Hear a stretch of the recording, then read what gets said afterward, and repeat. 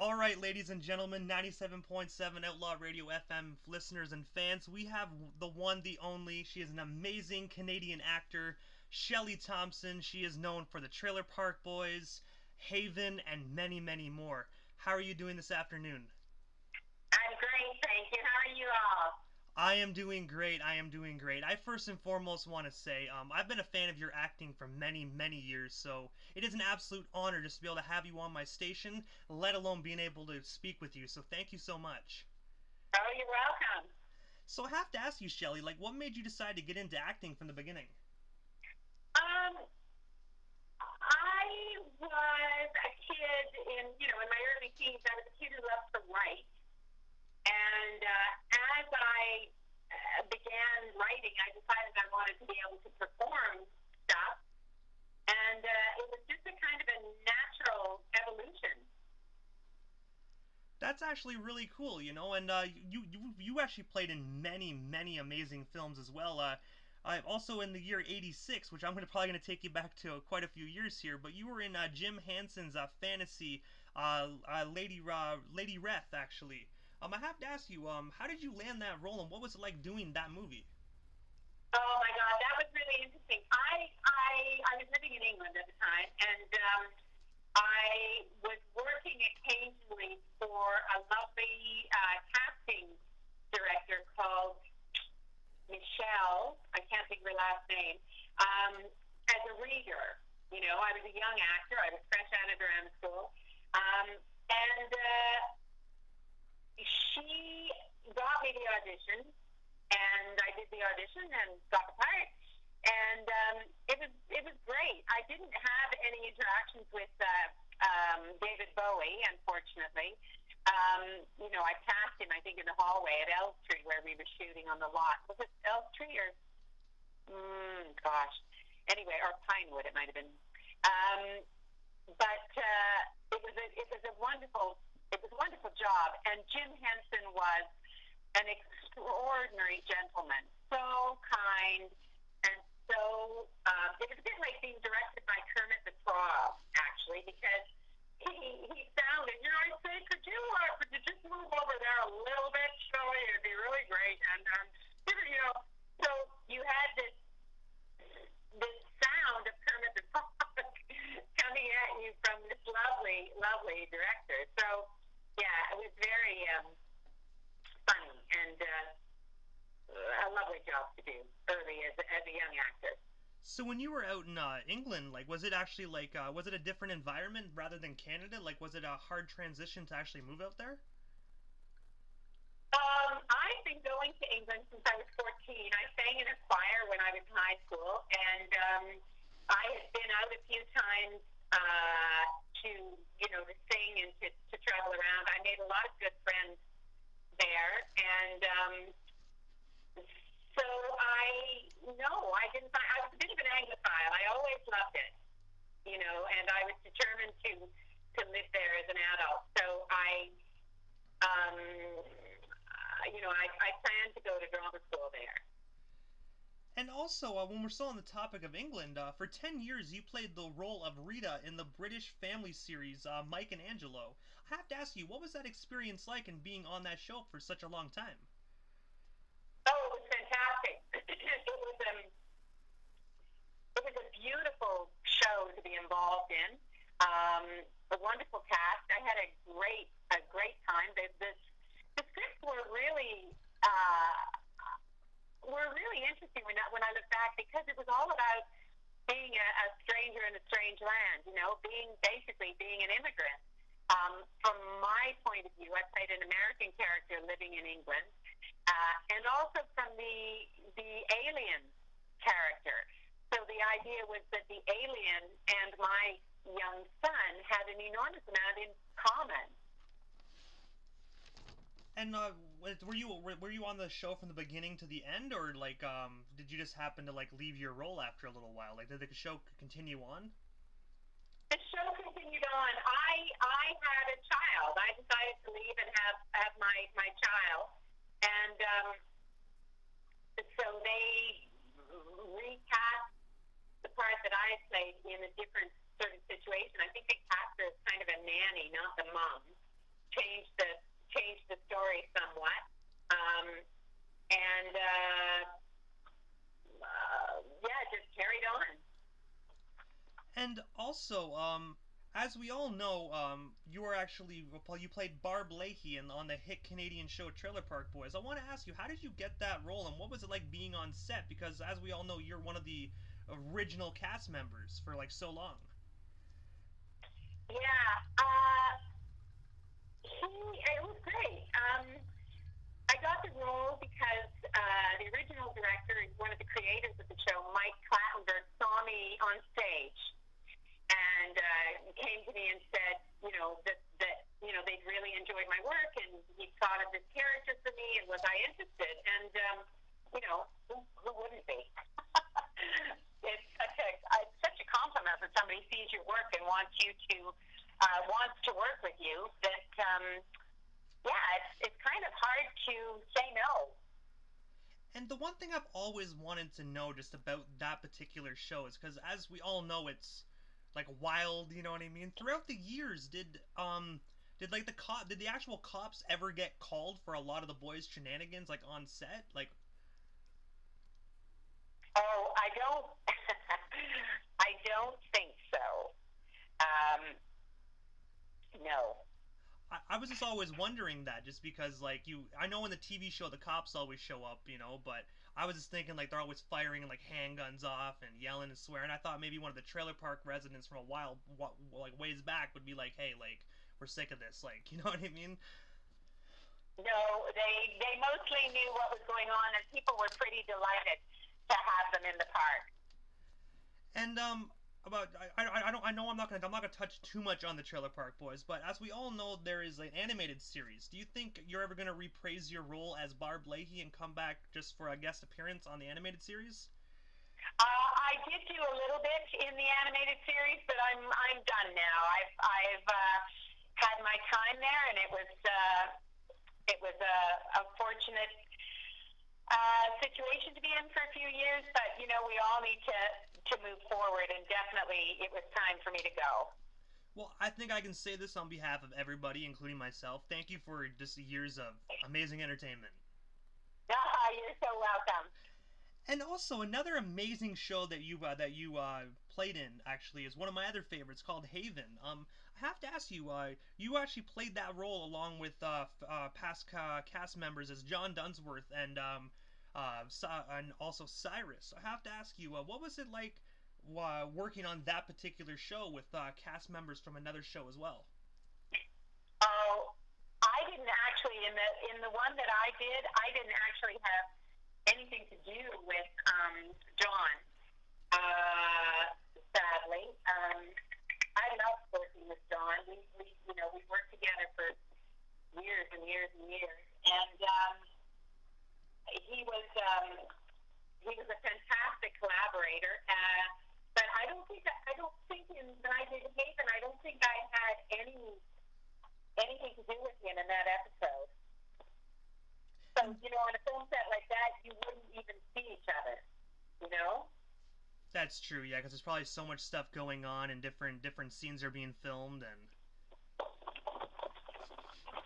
and the one thing I do want to ask, as everybody remembers John, like, as Mr. Lahey, could you, like, tell our audience, like, what John Dunsworth was as John, What kind of person was he behind the camera? Oh, he was a terrific human being. He was curious. He was creative. He was energetic. He was generous. He was incredibly generous to particularly young actors. He was a terrific teacher. He taught acting for years, and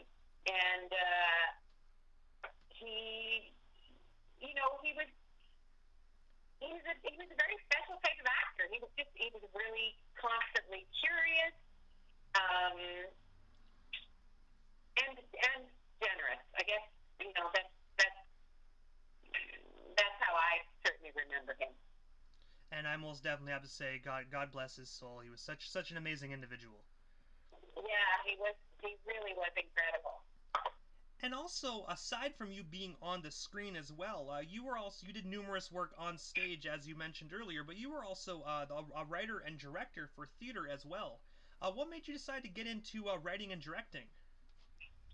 Well, the fact is, as a woman of a certain age, opportunities are reduced, and eventually, you have to take a decision about whether you want to keep keep struggling on that particular road when the opportunities you're going to have are going to get fewer and fewer. So I think that was my main feeling. But also, I've written all my life, and I've always loved telling stories and looking for ways to tell stories. And so that was really the impulse behind that. And when you said you were writing your whole life, have you ever had the opportunity to write a book or anything? No, and at the moment, writing a book doesn't particularly interest me. I'm really interested in writing film scripts, and that's really where my focus is, these days. And also, away from the screen and stage as well, you were also a counselor for ACTRA, ACTRA, chair of the Women's Committee, an activist, and also an activist for the LGBTQ issues. I have to ask you, what made you decide to get involved with those particular organizations? Well, ACTRA is my union. It's the Association of Canadian Radio and Television Artists, and it's the union that you belong to as a professional screen artist. And of course, opportunities for women and the representation of women on screen, those are particular concerns of mine. And so it made sense to me to get involved and to try and make changes where I could in my business. And in terms of being involved and supportive of the LGBTQ community, I have a child who is a queer individual, a member of the queer community, and it's very important to me that those individuals are safe and have good representation. And we're in a time when generosity to minorities and to marginalized communities is, look to the south of us, it's clearly an issue. And when you have a child who you love more than anything, you want to make sure that their community is safe and supported. So, yeah, that's how I got involved in that. And that's such a wonderful organizations to be a part of as well, because they do so much for the community. Yes, I mean there are a variety of different organizations, obviously, and my particular the organization that I've had most to do with or have been interested in supporting the most is an organization that's based in Toronto, but it's the Canadian LGBTQ human rights organization called EGAL Canada. And for any of your listeners who are looking for support or information or resources, they're a fantastic organization to provide resources and information. And also, in Christmas of 2010 and 11, your short stories were included on CBC Radio. Could you tell us a bit more about that, and how does it feel to actually be a part of CBC Radio? Oh, great. I've always been really interested in radio. I worked in the UK in radio a lot as a radio artist, as a voice artist, and I love radio. I mean, now people call it podcast. It's just old-fashioned steam radio from my point of view. But storytelling where you can just sit and listen to a voice that takes you into a world inside your head, that is just about one of my most favorite things, to be frank. So now I find myself listening to a lot of podcasts, and so written intended for radio. They were written because I wanted to write the stories. And then I got involved with a beautiful string quartet called the Blue Engine String Quartet, all-female string quartet. And we decided to do stage versions of the stories, which were scored as if they were filmed. And we had such a lot of fun doing that. And the CDC was interested in that. So they recorded, I think, 2 of them. And then another piece that I did was recorded just as a story without music. And also, in 2017, you were also in a mystery thriller called The Child Remains. I have to ask you, how did you land that role, and what was it like being part of just that thriller movie? Oh, that was a director I've known for a while. I hadn't worked with him. I don't think I'd worked with him as yet. Sorry, I'm just getting the dough off my hands for all you sourdough fans out there. Hey, it is all good. Yeah.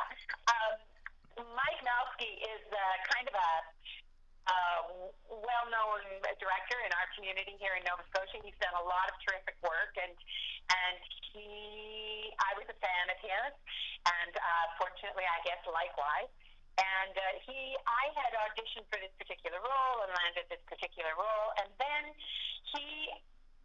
the bottom was pulled out of our industry here, and that in 2015, when they changed the tax credits in Nova Scotia. And so everybody who had projects planned had to rethink and figure out how they were going to finance them.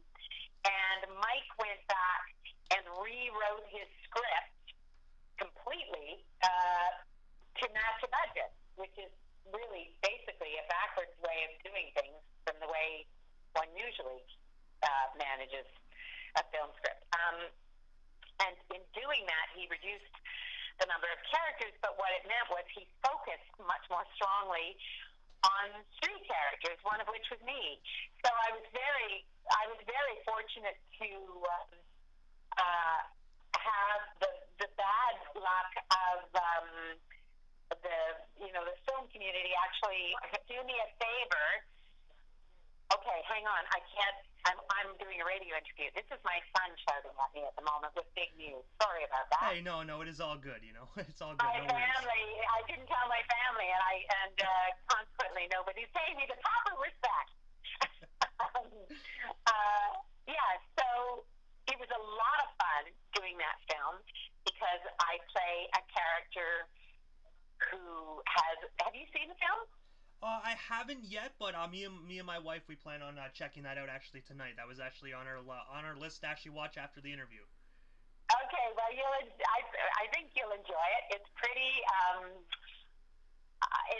surprising. It's a proper horror movie. Lots of screamy moments. But yeah, it was a lot of fun to do. I did it with a couple of terrific actors, including, oh Lord, now there you go. My memory is gonna fail me. It has totally failed me. Anyway, terrific cast. None of whose names are leaping to my mind at the moment. But well worth watching. Most definitely. And probably the reason why I haven't watched it is because I'm not a huge fan of scary movies. My wife is; she loves them, but I'm normally that guy where it's like, oh, scary movies. I'm gonna go in the other room. No, I'm not a fan of scary movies either, to be frank. So I avoid them. But I really enjoyed this, and I enjoyed being in the theater. It was really fun to be in a situation where the audience were shrieking and leaping because it's stuff you were doing. I've never had that experience before. And you also played another role, and this just popped in my head actually, because me and my wife during this COVID-19 quarantine, we actually binge watched Rookie Blue, and I noticed that you were actually a part of that show. Like, what was it like actually being part of that amazing cop drama? Oh gosh, it's quite a long time ago, and it was it's a part. It was a day player part, which is when you go in for a day as a guest star. Or it depends I can't remember the size of the role, but I really enjoyed working with that director. It was a director called David Wellington, I believe, and I really enjoyed it. It was great, and that was another first for me. I'd never worked on a cop show before, it was a great learning experience, and it was very interesting to see, to go in, particularly for things like the read-through. It was the first time I'd been in that situation where there was a whole table of writers, waiting to hear the script. So that was fascinating for me. And after all the years of amazing acting and stage work, in 2018 you won the WIDC's Feature Film Award. Can you tell us a bit more about that, and what was the feeling accepting that prestigious award?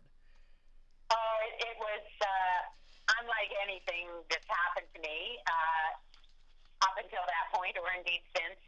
I'd worked on that script for 3 or 4 years, and it was very much based on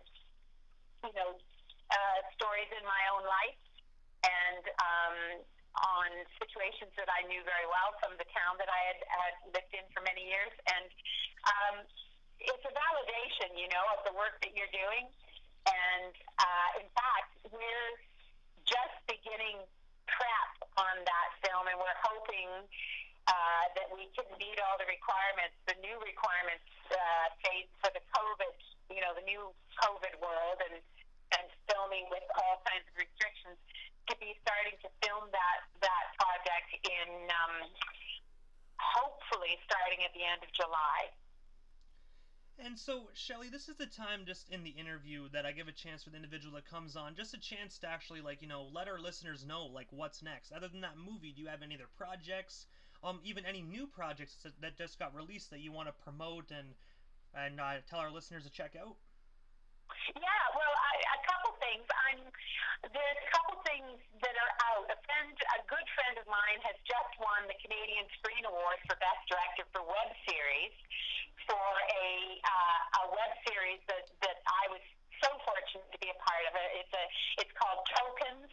It's a comedy, and it's very apropos about the idea of people who are marginalized being given opportunities in the film world, and how that comes about. It's funny. It's a comedy. It's very funny. It's called Tokens, and you can find it on the interweb. I have another web series. I'm not sure when it's going to be coming out, called I Am Sid Stone. I play a nice part of a bartender in that, which is kind of fun. And I'm still acting or, auditioning. So we'll see. I don't know what my next acting projects are, but we live in hope. I'm hoping that I'll be fortunate enough to juggle acting and writing. And I look at it as you can most definitely do anything you put your mind to, and I think you'll do great at both. Well, thank you very much. That's very sweet of you. You're most certainly welcome. And so, Shelley, I was just wondering before we wrap this up, if you want to give shout-outs to anybody, this is the time you can do that. And of course, if you're active on social media, would you be able to drop your social media handles? That way our listeners can follow you and stay updated on what your next roles are. Sure. I particularly like to give a shout-out to my friend Winnie Jong, who created Tokens and has just been awarded by the Canadian Academy Best Director for a web series. I'm so proud of her. We were colleagues at the WIDC, and she's incredible. She's directing all over the place. She's been directing coroner and nurses, and she's making huge strides. So Winnie in particular for her recent win, and all my gals at the Nasty Women's Film Cooperative. And Yeah, I think that's it. My, anyone who knows me. But that's it in terms of shout outs. And my handles, I'm on Twitter. I'm at Thompson with a capital T, Shelley with a capital S, at Thompson Shelley on Twitter. And I'm pretty active there. And on Instagram, I can never remember. I think it's Shelley.Thompson.2017. I think that's it. Because I never look at it, obviously. Yeah, Shelley.Thompson.2017. I want to say, Shelley, just before we wrap this up, thank you so much for just years of amazing work. I'm a fan of Barb Lahey, and I know you're not a fan. I know you're not a part of that project anymore, but just thank you for just making years of amazing work. I grew up as your role, and when you watch someone every single week for so long, it just feels like you grew up with that person. So thank you so much for just amazing work, and I'm looking forward to seeing some of your newest projects. Thank you so much, and thank you for reaching out to me to talk to me. It's great to feel that people are looking at your work and appreciating it. It's really nice. Thank you so much. You are most certainly welcome. I'm glad I reached out as well. I was a little nervous too, but I'm glad I did. No problem. Thank you so much, Shelley. Have yourself a wonderful evening and enjoy that sourdough. Yeah, if it works. I'm not having great success at the moment, but anyway. Have yourself a wonderful night, Shelley. Thank you so much. Okay, bye-bye.